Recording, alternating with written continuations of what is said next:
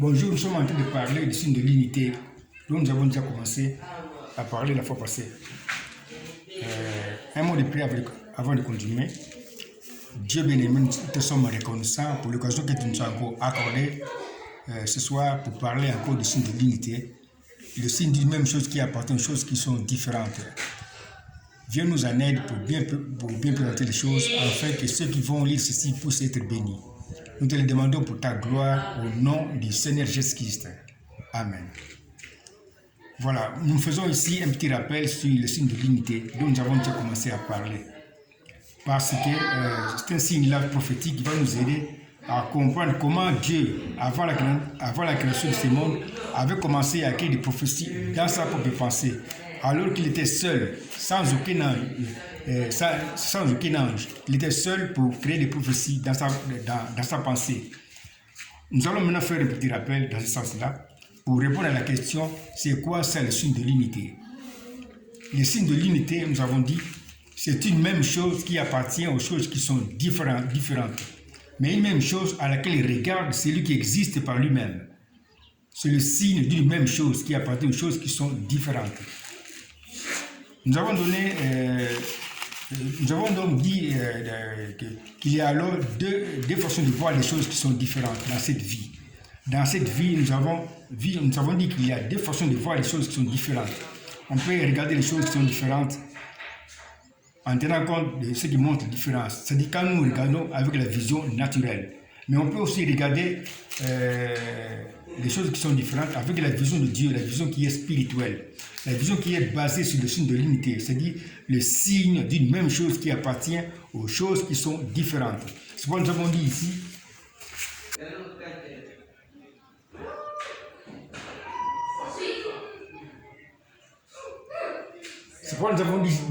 qu'il y a deux façons de voir les choses différentes dans cette vie. On peut voir les choses qui sont différentes avec la vision naturelle. C'est-à-dire, c'est une autre façon de voir les choses qui sont différentes. C'est une autre façon de voir les choses avec nos yeux. Nous pouvons dire, par exemple, ça c'est une chèvre, ça c'est une brebis. Nous regardons seulement à ce qui montre la différence, la forme. On peut dire, par exemple, ça c'est un camion, ça c'est une voiture. Nous regardons seulement la forme. Dans la vision naturelle, nous utilisons les 5 sens naturels. La vue, l'au-delà, le goût, l'ouïe et le toucher. Ici, nous parlons de la vision naturelle, avec qui nous permet maintenant de voir des choses qui sont différentes. Mais dans la vision spirituelle, que celui qui existe par lui-même utilise, il regarde au signe d'une même chose qui appartient aux choses qui sont différentes. Il appelle alors ce signe d'une même chose le signe de l'unité. Je répète ce que j'ai dit, parce que c'est ce qui va nous intéresser dans ce chapitre. Dans la vision spirituelle, celui qui existe par lui-même regarde au signe d'une même chose qui appartient aux choses qui sont différentes, que lui appelle alors le signe de l'unité. Quelques exemples du signe d'une même chose, le signe d'une même chose dans des noms bien différents dans la Bible. Nous avons ici quelques cas qui nous montrent le signe d'une même chose qui appartient aux choses qui sont différentes. Nous avons ici deux noms qui sont différents, Roboam et Jéroboam. Ça se trouve dans 1 Roi 12:3, au temps de la mort du roi Salomon. Ces deux noms, Roboam et Jéroboam, sont bien différents. Mais celui qui existe par lui-même regarde au signe d'une même chose qui appartient à ces deux noms qui sont différents. Nous avons ici le même Roboam. Le même Roboam, à partir d'ici, Roboam. Celui qui existe par lui-même regarde au même Roboam, qu'il appelle le signe de l'unité, le signe d'une même chose qui appartient à ces deux noms qui sont différents. Ces deux noms sont bien différents, c'est vrai, mais ils ont le signe d'une même chose. Roboam, Roboam. Voici notre cas, le deuxième cas. Nous avons ici les noms Médad et Eldad. Deux noms bien différents dans Nombre 11:3. Celui qui existe par lui-même regarde au signe d'une même chose qui appartient à ces deux noms qui sont différents. Nous avons ici le même Dad. Il appelle ce signe d'une même chose le signe de l'unité. Les signes d'une même chose, dans ce cas ici, ce même date. Voici un troisième cas. Hérode et Hérodias, dans Marc 6, verset 17. C'est lui qui existe par lui-même, qui avait créé ce film, ce récit, avant la création de ce monde, regarde au signe d'une même chose qui appartient à ces deux noms qui sont différents. Nous avons ici Hérode jusqu'à D. Ici, nous avons Hérode jusqu'à D. Ce signe d'une même chose qui appartient à ces deux noms qui sont différents, il appelle le signe de l'unité. Même Hérode. Voilà. Voici le second cas. On nous parle ici des Zabad, des Ejozabad, des noms qui sont différents. Ils ont Zabad et Jozabad qui ont assassiné le roi Joas dans 2 Chroniques 24-26. Ces deux noms, Zabad et Jozabad, sont des noms bien différents. Mais celui qui existe par lui-même regarde au signe d'une même chose qui appartient à ces deux noms qui sont différents. Nous avons ici Zabad. Nous avons aussi ici Zabad. C'est le signe d'une même chose qui appartient aux choses qui sont différentes. Que celui qui existe par lui-même appelle le signe de l'unité. Même Zabad. Voici maintenant un cinquième cas.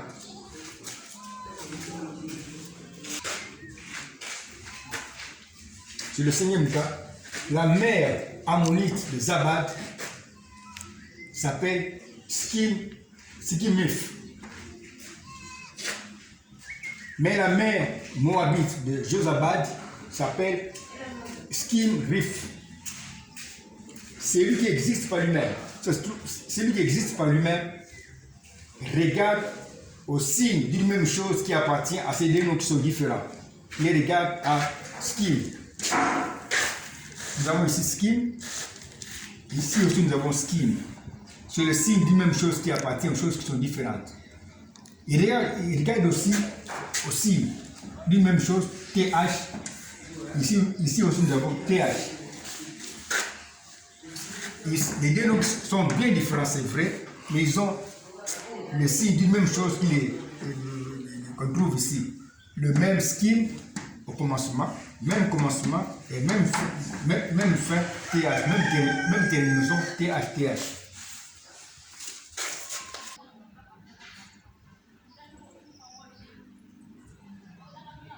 Voici le sixième cas.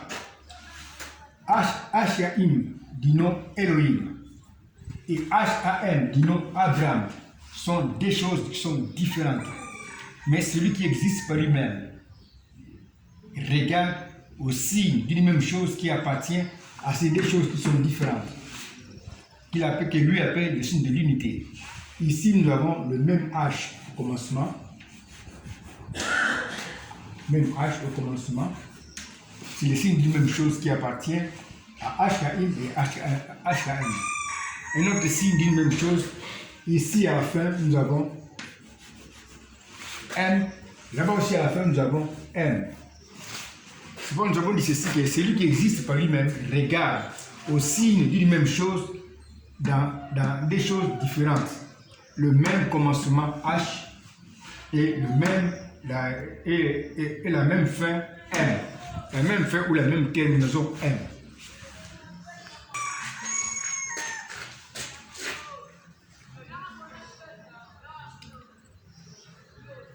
C'est le septième cas. Alors que David a tué les troupes de 700 chars, c'est bien dit 700 chars de Syriens, selon 1 Chronique 19:8. Alors que David a tué les troupes de 700 chars de Syriens, 1 Chronique 19:8 parle de 7000 chars. Nous avons ici donc deux nombres qui sont différents. On parle de 700 chars de Syriens tués par David selon 2 Samuel 18. Et de 7000 chars de Syriens tués par David selon 1 Chronique 19:1-8. Ces deux nombres, 700 chars et 7000 chars, sont des nombres différents. Mais celui qui existe par lui-même regarde aussi d'une même chose qui appartient à ces deux choses qui sont différentes. Il regarde au même nombre 700. Ici nous avons 700, ici aussi nous avons 700. Le même 700 devient ici le signe d'une même chose qu'il appelle le signe de l'unité. On continue parce que nous voyons aussi que celui qui existe même s'intéresse toujours aux signes d'une même chose qui appartient à choses qui sont différentes. C'est ça, c'est très important dans la vision spirituelle. Voici maintenant le 8e cas. Alors que David a tué aux Syriens 40 000 cavaliers, on parle ici des cavaliers, 1 Chronique 19, 18 parle de 40 000 hommes de pied. On nous parle ici de 40 000 cavaliers selon 2 Samuel 10, 18. Mais on nous parle de 40 000 hommes de pied selon 1 Chronique 19, 8. Nous avons alors deux personnages différents, les cavaliers et les hommes de pied. Celui qui existe par lui-même, qui a créé ce film, avant de créer le monde, avait regardé aux signes d'une même chose qui appartient aux cavaliers et aux hommes de pied. Ces signes d'une même chose qui appartient aux cavaliers et aux hommes de pied qui sont différents, c'est le même nombre, 40 000, que lui appelle maintenant le signe de l'unité. Parce que le signe de l'unité, c'est le signe d'une même chose qui appartient aux choses qui sont différentes. Dans notre cas ici, les choses qui sont différentes sont ici les cavaliers et les hommes de pied. Ils sont différents, c'est vrai. Mais celui qui existe par lui-même regarde au signe de l'unité, c'est-à-dire au signe d'une même chose qui appartient aux cavaliers et aux hommes de pied qui sont différents. Ce signe d'une même chose, c'est le même nombre, 40 000. Voici le 9e cas. Dans le rapport contradictoire de recensement des soldats fait par Joab, selon ordre de David. Ces rapports montrent dans 2 Samuel 24, 9 qu'Israël a 800 000 hommes, c'est-à-dire 800 000 soldats. Mais ce même rapport, quand il est repris maintenant dans 1 Chronique 21, 5, nous dit qu'Israël a 1 100 000 hommes, c'est-à-dire 1 100 000 soldats. Ceci est une contradiction. Nous avons alors ceci. Nous avons alors ici deux nombres bien différents, 800 000 et 1 100 000. C'est lui qui existe par lui-même, qui avait créé ce film. Il regarde au signe d'une même chose qui appartient à ces deux nombres qui sont différents, qui lui appelle le signe de l'unité. Parce que le signe de l'unité, c'est le signe d'une même chose qui appartient aux choses qui sont différentes. Une même chose que celui qui existe par lui-même regarde. Ici, nous avons 800 000 et 1 100 000 qui sont deux choses qui sont différentes, des nombres qui sont différents. Mais celui qui existe par lui-même regarde au signe d'une même chose qui appartient à ces deux nombres qui sont différents. Ces deux nombres qui sont différents concernent seulement le même Israël. Le même Israël est donc ici le signe d'une même chose qui appartient à 800 000 et à 1 100 000, que celui qui existe par lui-même appelle alors le signe de l'unité. Allons voir maintenant le 10e cas. Voici maintenant le 10e cas. On nous parle dans Zacharie 3,9 d'une pierre qui a 7 yeux. On nous parle aussi dans Apocalypse 5,6 d'un agneau qui a 7 yeux. Nous avons ici deux personnages qui sont différents, la pierre et l'agneau. C'est lui qui existe par lui-même, qui a créé ce film. Regarde au signe d'une même chose qui appartient à ces deux personnages qui sont différents, que lui appelle maintenant le signe de l'unité. Ce signe d'une même chose qui appartient à la fois à la pierre et aussi à l'agneau, c'est le même nombre de 7 yeux. Voilà le 11e cas.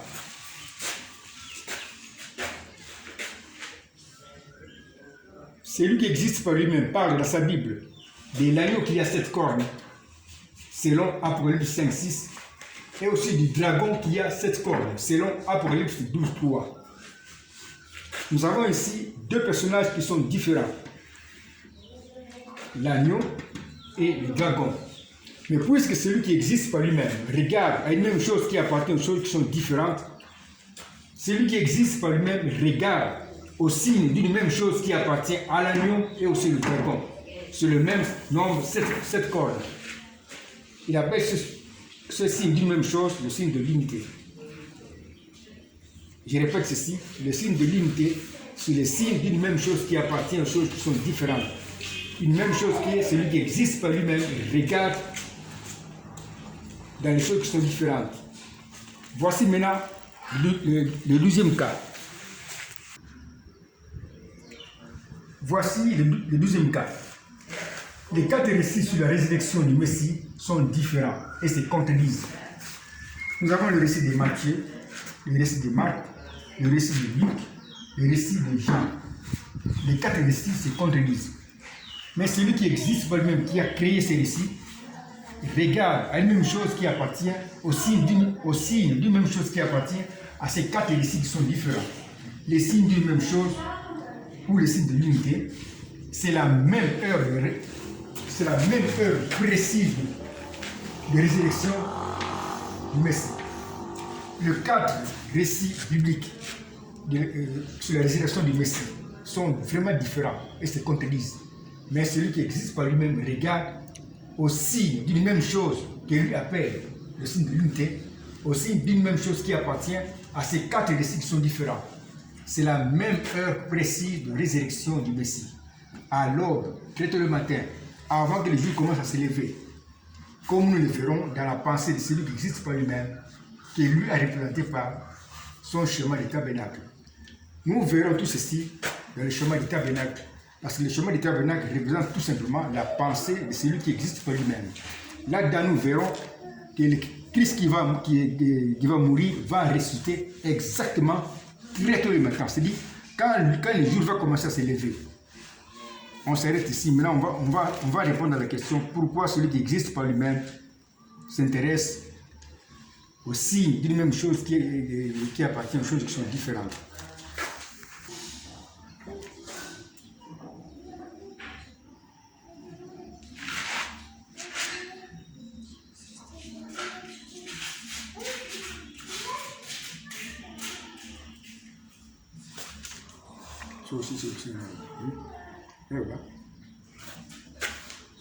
Maintenant se pose une question, mais pourquoi celui qui existe par lui-même s'intéresse-t-il au signe d'une même chose qui appartient aux choses qui sont différentes, signe qu'il appelle alors le signe de l'unité? Pourquoi? Voici pourquoi. Celui qui existe par lui-même regarde au signe d'une même chose qui appartient aux choses qui sont différentes, parce que cette même chose qui appartient aux choses qui sont différentes est comme le pasteur qui unit ces choses qui sont différentes. C'est pourquoi on l'appelle le signe de l'unité. Je répète ce que j'ai dit. Celui qui existe par lui-même regarde à une même chose, il regarde au signe d'une même chose qui appartient aux choses qui sont différentes, parce que ce signe provoque l'unité, un mariage spirituel. Par exemple, un mariage spirituel. Le signe d'une même chose, j'ai pris ça.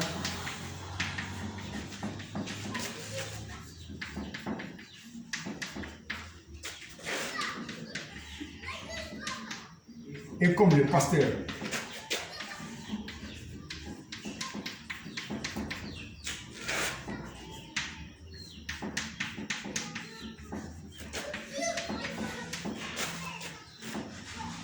qui marie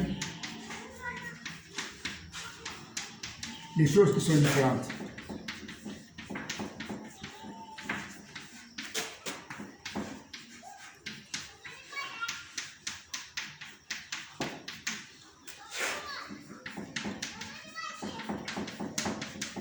Mais dans un mariage spirituel.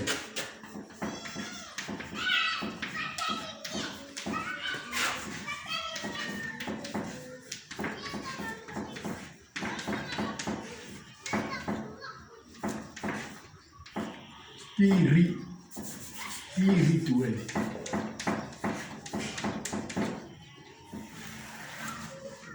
Je répète ce que j'ai dit. Pourquoi celui qui existe par lui-même regarde au signe d'une même chose qui appartient aux choses qui sont différentes? C'est parce que ce signe d'une même chose est comme le pasteur qui marie les choses qui sont différentes, mais dans un mariage spirituel. C'est pourquoi ce signe d'une même chose s'appelle le signe de l'unité. Les signes qui provoquent l'unité, les signes qui provoquent un mariage spirituel. Ce mariage spirituel, vous allez me suivre, ce mariage spirituel représente une prophétie biblique qui est écrite dans la pensée de celui qui existe pour lui-même avant la création des anges, avant la création de ce monde. Ce mariage, je répète, spirituel, qui est créé par le signe d'une même chose ou par le signe de l'unité, représente une prophétie biblique qui est écrite dans la pensée de celui qui existe pour lui-même.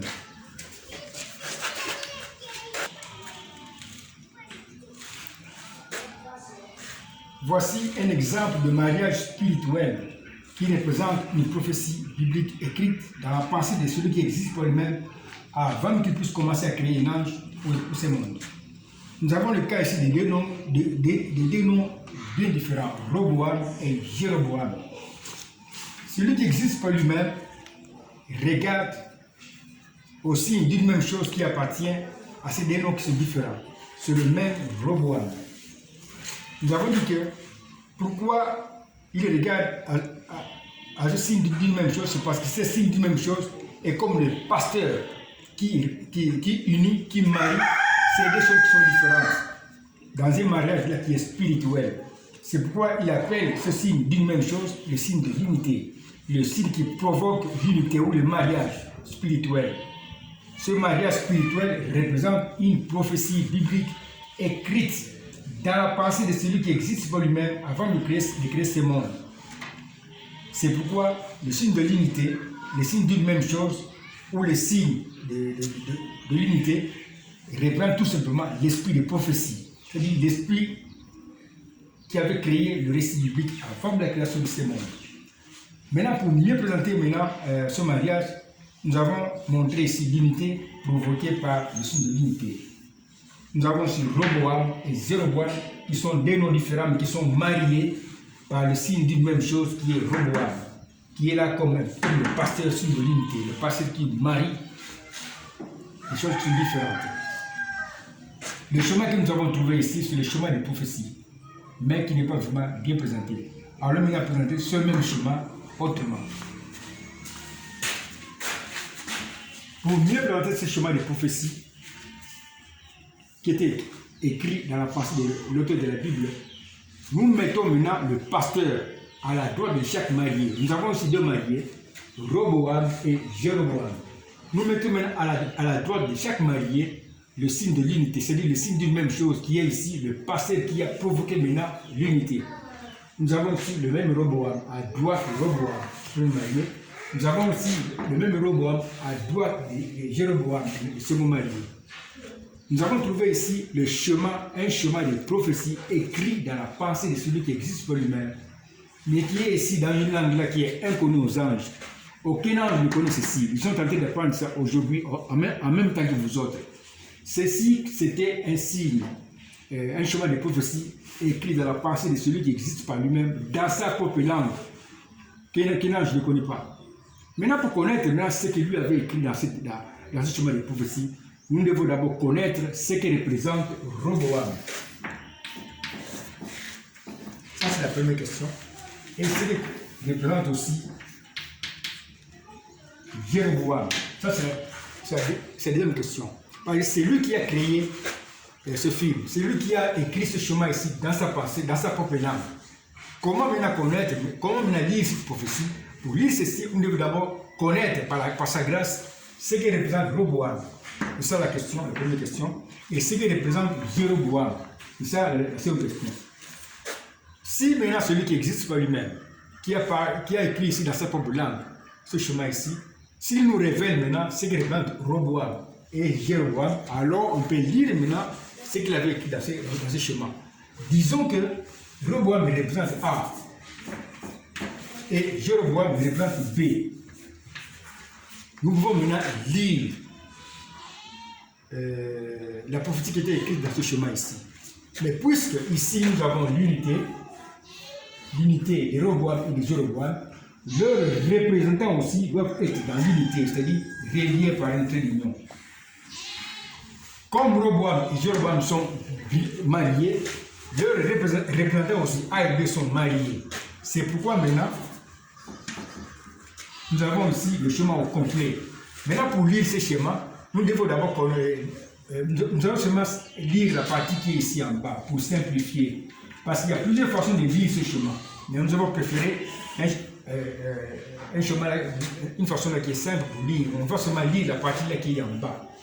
On va lire donc A, on va lire la partie qu'on va écrire ici, et on va lire B. Ce sont des choses dont on avait déjà parlé, mais que nous revoyons ici. C'est ça maintenant le schéma de prophétie au complet. C'est-à-dire un schéma qui nous montre ici l'unité des noms qui sont différents et l'unité aussi de leurs représentants A et B. Alors on peut lire A jusqu'ici, jusqu'à B. Ça c'est une simple révision. Maintenant, il y a quelque chose qu'on va montrer. Nous avons vu ici que celui qui existe par lui-même s'intéresse aux signes d'une même chose dans la vision spirituelle, parce que lui sait que ce signe d'une même chose est un signe prophétique qui annonce quelque chose. Or, parfois les hommes utilisent aussi ce même signe, sans le savoir.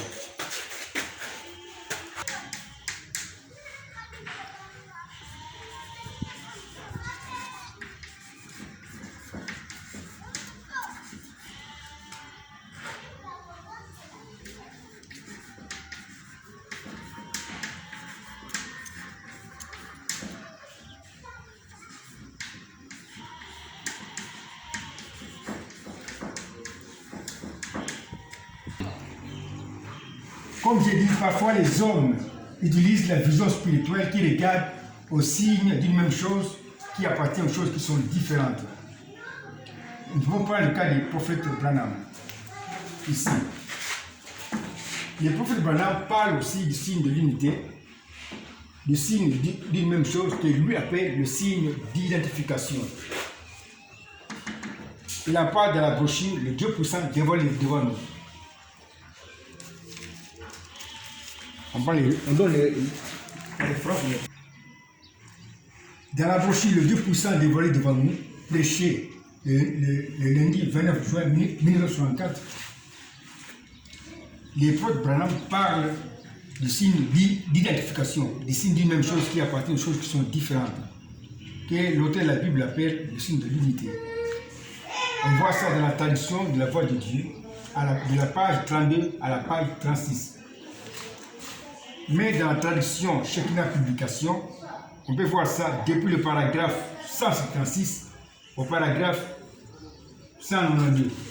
Là-dedans, le prophète parle de signes d'identification.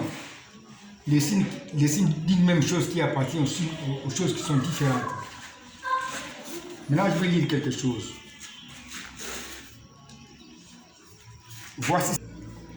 Voici ce que j'ai écrit en tant qu'écrivain, parce que moi je suis écrivain. Quand j'ai raconté le 3 janvier 2006, vers 2 h du matin, le signe de l'unité qui est l'esprit de prophétie et l'auteur de la Bible, il m'a parlé du mariage spirituel ou de l'unité spirituelle qui est créée par une même chose qui appartient aux choses qui sont différentes, que lui a alors appelé le signe de l'unité, au signe d'une même chose. Mais comme il va aussi l'expliquer plus tard, c'est toujours le signe d'identification ou signe prophétique qui annonce quelque chose. Donc, si le prophète Branham a appelé cela le signe d'identification, le mot me fait bégayer. Dieu appelle aussi, on peut aussi l'appeler le signe d'une même chose qui appartient aux choses qui sont différentes, ou bien le signe de l'unité, parce que c'est un signe prophétique qui annonce quelque chose. On continue, disons, dans l'autre vidéo.